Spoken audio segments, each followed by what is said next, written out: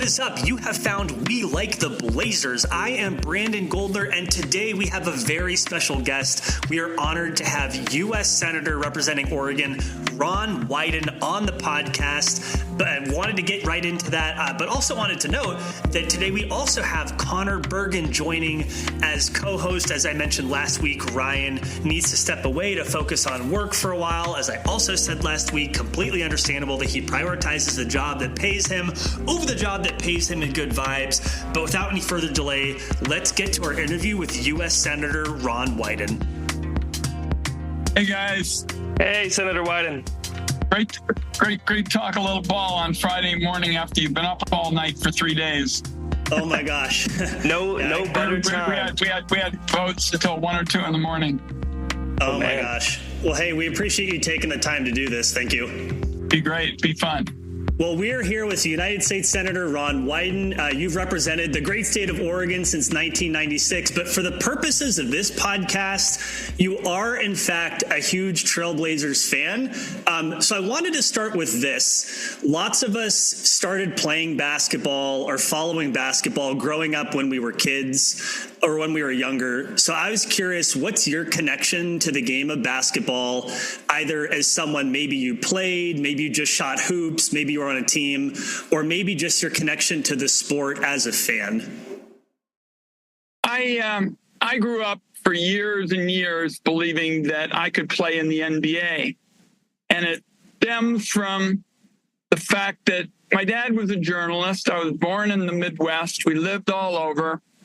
And we came west, and we lived very close by a junior high school.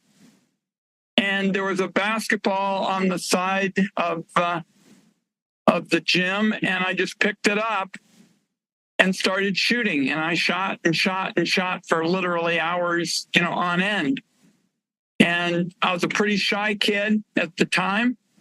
And I said, this is a chance to meet people, meet girls, have fun, get acquainted with my classmates. And I have a book coming out in a few weeks. It's called It Takes Chutzpah. And part of my early thinking was I had the chutzpah to think I could play in the NBA. I went to college on a basketball scholarship. I went to Cal Santa Barbara, dreaming of playing in the NBA. My first freshman game, I got 25 points. I thought maybe this can happen. But by my sophomore season, I was riding the bench. And when you come to my Senate office, though, you'll see something on the wall that always makes me smile. I got a 4-year scholarship offer from Gonzaga, which, of course, is a big basketball power. I put it up on the wall because what it proves to me is that in the United States, we are strong enough and good enough that even a Jewish kid gets a shot at playing with the Jesuits. I love that. What position did you play in college? Well, that was a problem. I was 6'4", and I kind of wasn't quick enough to be a guard. I wasn't strong enough to be a forward. In high school, they moved me around a couple of times, and by my senior season, I went back to being a shooting forward. We had a terrific team, John and Richard Benyon, wonderful friends and players, went on to the Y, and we talk basketball to this day. The other thing that's kind of interesting that has an Oregon connection is we had an all-star game after my high school season, and my roommate was Bill Drozdiak. Bill Drozdiak was a great 6'5" guard who played for the University of Oregon back in the Stan Love days. And he went on to Oregon, and I went to Cal Santa Barbara. Nice. I can relate to the, not tall enough to be a post, not quick enough to be a guard. I was like 6'1" by the time I was a freshman, so I had to develop my three-point shot as an adult. So it sounds like you're a hooper. We know that President Obama is a hooper. We also know, we've seen video of Senator Bernie Sanders. He can hoop. But I wanted to ask you, who are some people on Capitol Hill who we might not expect who play ball? Is Senator Merkley getting out there and playing? Is Congresswoman Bonamici breaking ankles on the court? Give us the inside scoop. Well, Ed Markey from Massachusetts is a very good basketball player. He actually campaigned on it. And it's a little special story with Ed. He had, when we were both in the House, he's in the Senate, throw shooting contest. And I was a respectable free throw shooter in high school, like, high 70s, 77, 78, 79, but I was not great. But we had a free throw shooting in the house when we were both there. And I was walking through with my son, and it was proctored, and they just kept track of it. And I made 47 out of 50 shots. Now, I live in fear that someday I'm going to get brought into a charitable contest and I'll shoot a bunch of bricks and they'll call for a big investigation. But Eddie Markey thought that he won that free throw shooting contest when he came in at around 45. And to this day, he tells people he's always been damaged and hurt because he didn't win. And he said, Ron didn't tell us about it until the end. He should have told us. Do you have witnesses for that 47 out of 50 mark? Actually, we do. And they gave me some little treat or something like that. But there's actually some congressional testimony on it. Billy Tozan was chairman of the Communications Committee, and he repeated the whole story that I just did, and now it's part of the congressional documents. Oh man, I wish my best high school performances were a part of congressional documents. Well, it goes to show that in basketball and in life, a blind squirrel can occasionally find an acorn. Well, Senator Wyden, there's a new basketball team in town, the Rip City Remix of the G League. Have you gotten a chance to go out and attend a game at the Child Center at University of Portland yet? As it happens, I'm going in the next couple of days. My friend Devon Pouncey invited me to join him on the TV broadcast for a bit, and it's just great that Portland's getting more sports, and the remix is going to be a really intimate setting. It's going to give fans a chance to get up close and personal, and that's really good. The thing about sports, it's all about personal. I made a big commitment to getting a WNBA team because I thought that, Portland has been a huge center for women's sports. And in the winter of 2023, I brought the commissioner, Kathy Engelbert, out, and we packed a place called the Sports Bra, not the Sports Bar, the Sports Bra. And the Ducks and the Beavers and the Thorns and the Blazers and just people and every nook and cranny of the place. Kathy Engelbert and what do you think? And she smiled and said, I've never seen anything like it. And it'll be one of my best memories of my time in public service that night we put together a wonderful opportunity for basketball in Portland. And I can tell you, summer 2026, you're going to see a lot of fans stop at the Sports Bra over on Broadway and get a burger and a brew, and then go watch the game. And the next day they'll watch the Thorns at the stadium. Yeah, on the subject of the WNBA team, the team has been announced, but they haven't announced the name yet. So if somebody, just to put you on the spot, if somebody said, Senator Wyden, we need you to pick the name for the new WNBA team, what would be your answer? Well, I'm going to leave the nickname to the marketers. But, what I can tell you is I have town hall meetings in all of Oregon's 36 counties. And what we have said now that we've moved from the period when we're all so excited, the ticket sales are really off the charts. I'm asking Oregonians for their suggestions at our town hall meetings to give me their idea. And I said, I have been to every Fred Meyer in Oregon for a rotisserie chicken. I said, stop me at one of the checkout lines and give me your ideas. With your schedule, do you get a lot of opportunities to watch the team play? And when you do? Yeah. Oh, yeah. Well, let me tell you, because he passed recently and he was so kind to me. Great memories of Bill Walton, and I got to know Mo Lucas a little bit. We worked out the Multnomah Athletic Club, and so the 77 championship is always a huge one. And Bill would always be on the road doing sports and stuff, and we'd see each other in the airport, particularly these airports in the Midwest with these really long, walkways and the like. And Bill, being 6'11", he'd see me and start waving, hi, Ron, hi, Ron. And then as he got closer, he'd smile and go, Ron, be more liberal, be more liberal. Oh, that's great. I love them. We want to have some kind of statue for he and Mo Lucas right in front of Moda. Yeah, you wrote after Bill Walton's passing this past spring, you wrote a great column calling for the Blazers to erect a statue of Bill Walton and Maurice Lucas, which I like the idea of teammates. So many times statues are just individuals, but I love the idea of making it both Maurice and Bill. Feel free, guys, to talk it up on your show. We definitely will.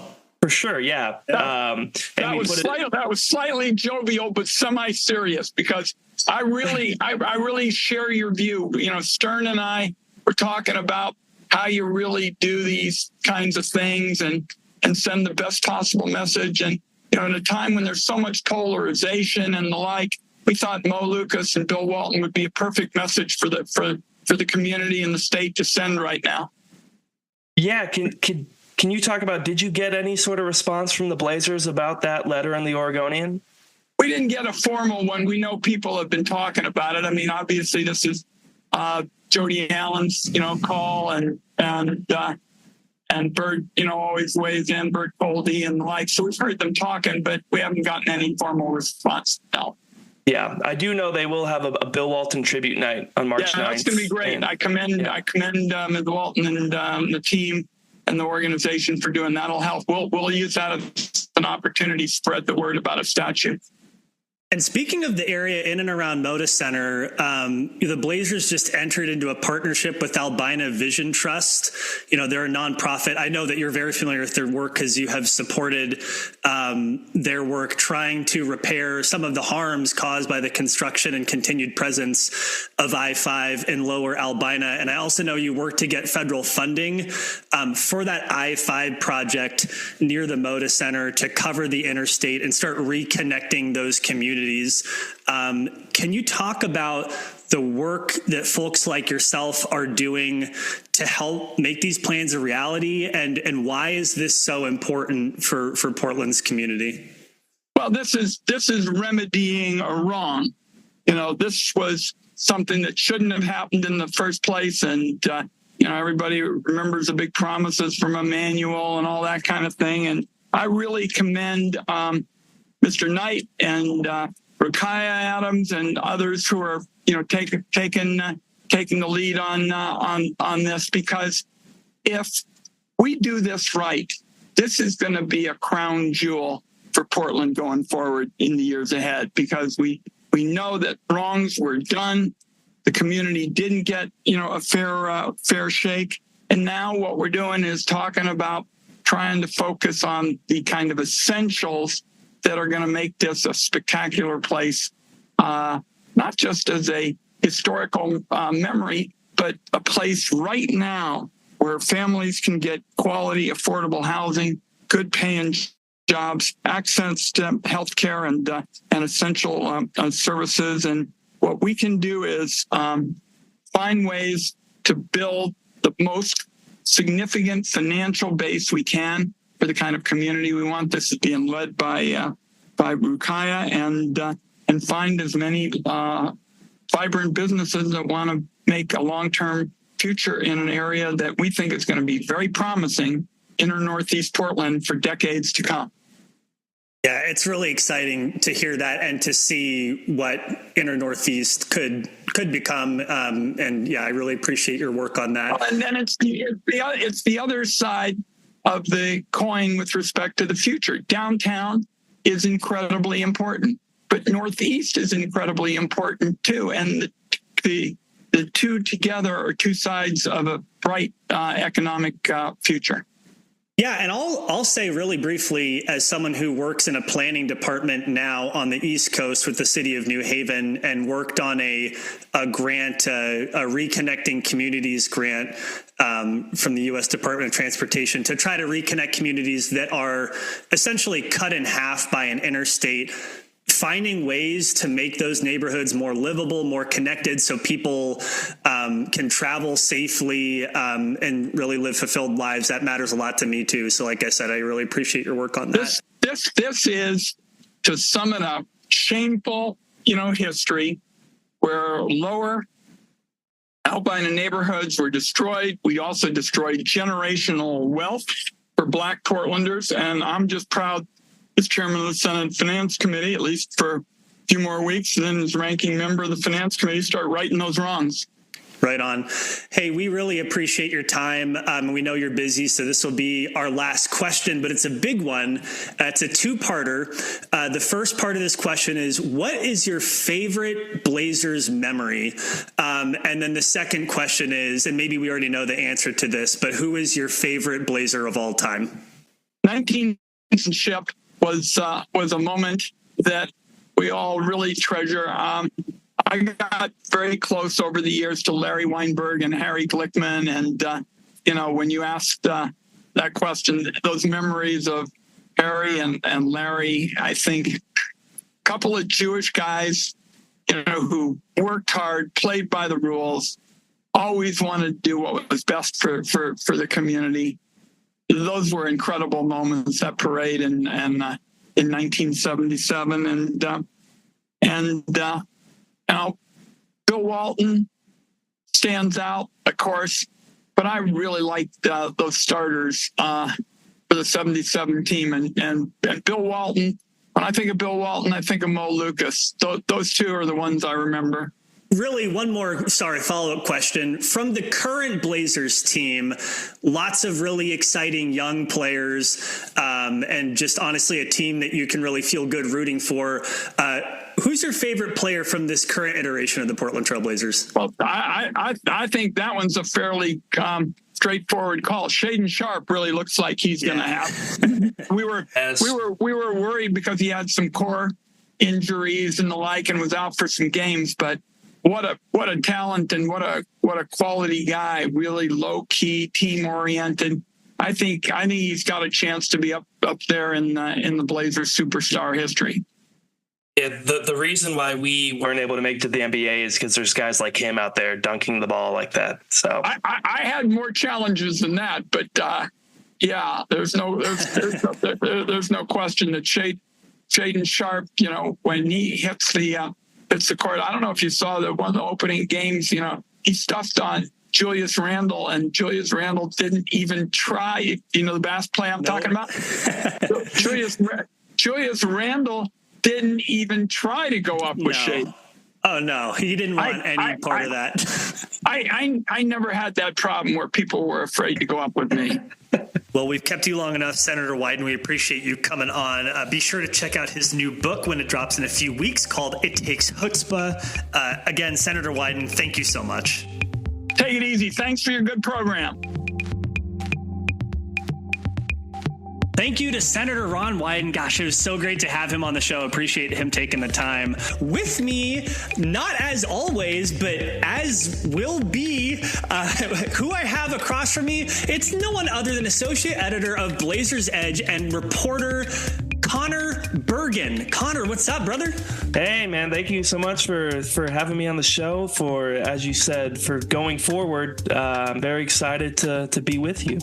Yeah, so I mentioned it in the last episode, but Ryan has to take a step back for a bit because his work is just bumping. And like I said last week, I am a little bit offended that Ryan is prioritizing the job that pays him rather than the job that pays him in vibes. But it's something I can completely respect.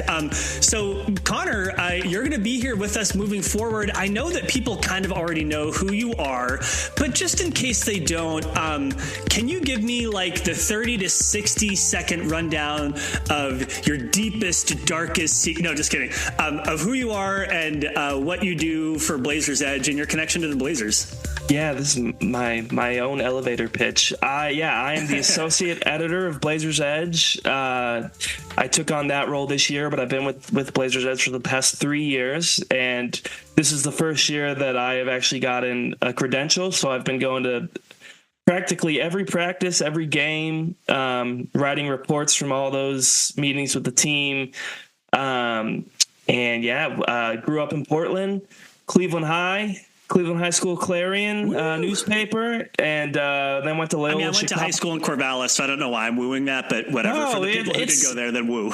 It's state camaraderie, you know. That's right. Yeah. And then went to Loyola Chicago for journalism school, and have been working at Blazers Edge since before I even graduated. So, I really enjoy writing like in-depth, kind of feature-y, like human interest type stories about basketball. And I've been getting a great opportunity this year to do that with all this access with the team. And I had actually been itching to get into podcasting and get those reps in. So this has been great timing, Brandon, for you to have me join the show.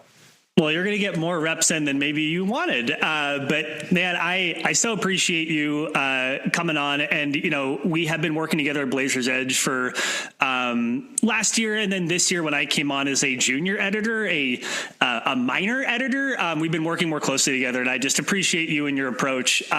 One quick question before we let folks know who the guest was. So you are, in fact, the first credentialed reporter that Blazers Edge has had for the last 10 years since we had Ben Golliver and he moved on to Sports Illustrated and then to the Washington Post. What have you learned? And I know it hasn't been super duper long, but what have you learned about the art and science of reporting on a team since you have been doing it, you know, more frequently this season? Like, what comes to mind for you as far as what you've been learning? That's a really good question. I've been collecting thoughts. My little I've been developing a manifesto of a young reporter's manifesto. One thing that comes to mind is I've really been trying to. For one, okay, I grew up a Blazers fan, so I think my lens is I'm trying to remove that and be an objective, reporter. You know what? Keep going, but I want to argue with you on this. Maybe not today, but a different time. Keep going. Well, it's funny that I'm now on a podcast called We Like the Blazers. So like, it's definitely the royal we. Okay, it doesn't have to be you. No, but I mean, I grew up liking the Blazers. About the Blazers. Yeah. You should change the podcast name. That's what it is. Well, it's like no, the podcast name stays. I grew up liking the team. I think generally my lens as a reporter for almost any subject is slightly positive. And so this year I've really been trying to get better at when to critique and when, you have to be negative. And then one thing that's come along with that is asking negative questions. And I think there is a way to get the same information you're looking for without insulting anybody or without putting anybody on the spot in a way that can get them in trouble and I think in the long run, they'll respect you more because they know that like these guys are people. And like I said, I'm trying to be objective, but I'm trying to be fair and have their interests in mind. And so that's one thing is I think there is ways to ask harder questions without coming across as like an a-hole. Especially as I'm new, like I don't want them to be like, well, who's this dude? I don't even know him. And he's asking me this ridiculous question. Right. I mean, you don't want to come in there and like swing your ego around and be like, look at me, everybody. One more question on this, but like as you're talking, it reminds me a little bit about when you have to give feedback to someone that you're working with. They could be your boss, they could be your direct report, they could be your colleague. When you have to give feedback that may be objective and may be true, but it may not be the easiest to give. And I find that challenging, as I think most people do who aren't total sociopaths find that challenging to give that objective feedback, even when it's not positive. When you are asking those more objective questions, those questions that may have a more difficult answer, is there a mindset that you get into, or is there something that you're thinking and kind of holding in your heart as you ask that to ensure that you're grounded and that it's not rooted in something mean, but that it's rooted in kind of your curiosity and wanting to know?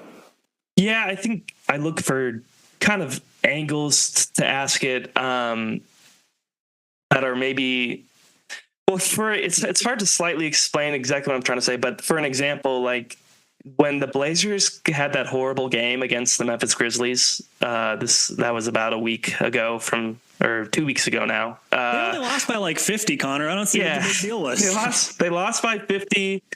That was such a strange press conference to go and be a part of afterwards with Chauncey Billups. That was like my first, like the Golden State one to open the season. He was mad, and it was like a rough beginning to the season where people were like, oh my God, but he was pretty calm still. And the Memphis one, he came in, his first answer, he dropped the F-bomb. I was kind of like, okay, like here we go. Like this is kind of a tense moment. And Memphis they were like punking the Blazers. Like they were showboating on the home floor at the Moda Center. Like Santi Aldama and Scottie Pippen Jr., like not even super established players in the NBA were like throwing like between the legs.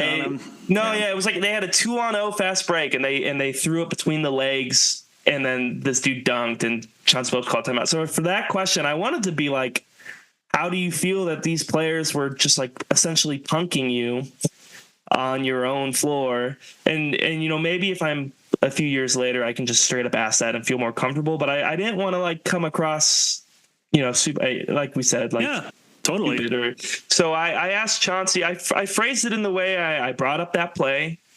And I said, do plays like that, because I know Chauncey used to be a player. Like I said, do plays like that fire you up as a competitor? Like, does that speak to you as a competitor? And what a great way to put the question, by the way. Yeah, like I put it on his terms. I kind of turned it in. Yeah. Turned it into like let him answer it. Yeah. Like I wasn't like, hey, they just embarrassed you. How do you feel? Like it was just like, what does that do anything for you? And he could have just been like, no, and like kind of side brushed it if he wanted to. But he did say, he was like, you wouldn't want to see me out there. Like if that had happened, like I wish I was playing. Which essentially I was like, damn, he said he's maybe trying to start a fight. So like the answer, he basically said, he didn't say it, but he hinted that he would have started a fight. So like I got the information that I needed, that he did feel a certain way about those players showboating on the Blazers home floor. Yeah. Nice. Well, that's cool. And I'm excited to get to talk to you this season and beyond and get to learn more about your process and for us to talk about the Blazers, whether we like them or whether we are just perfectly objective about them. However you want to get into this, whether, you know, you're listening or you're watching, is, you know, everyone approaches the Blazers differently. And, you know, and for some people it is their professional job, and I completely respect that. Well, Conor, it's really good to have you.